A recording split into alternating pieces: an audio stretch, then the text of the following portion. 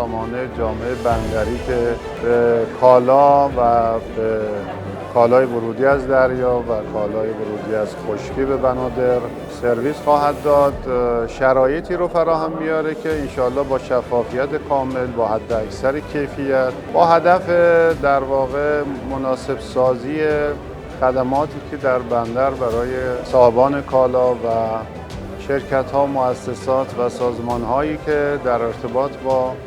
حمل و نقل کالا از طریق بنادر در واقع کار می‌کنند خدمات. این سامانه امروز جلسه و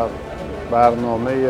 تست آزمایشیش در بندر شهید رجایی در بخش اول از ورود کالا از راه خشکی بررسی میشه و در ادامه انشالله چند ماه آینده کل برنامه در بندر شهید رجایی و بعد در سایر بنادر انشالله عملیاتی و اجرایی خواهد شد. سازمان بنادر دریانوردی به واسطه پیشرو بودن در ارائه خدمات الکترونیک، سیاست‌گذاری عدم حضور فیزیکی در بنادر و ستاد مرکزیش رو جزء ملزوماتی قرار داده که در تمام فعالیت‌های خودش ساری و جاری کرده.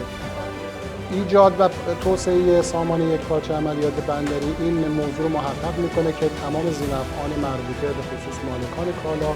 شرکت‌های اپراتوری داخل بنادر، تبادل اطلاعات با سازمان‌های مختلف ذی‌نفع در رابطه با بحث‌های بندری دریایی بتونن ارتباطات لازمش خودشون رو از طریق سامانه‌ها و به صورت کاملا هوشمند برقرار بکنن و یک درگاه واحدی رو برای دریافت و یا رصد تقاضاهای مختلف خودشون در حوزه کالا و در حوزه دریایی رو براشون ایجاد کنن.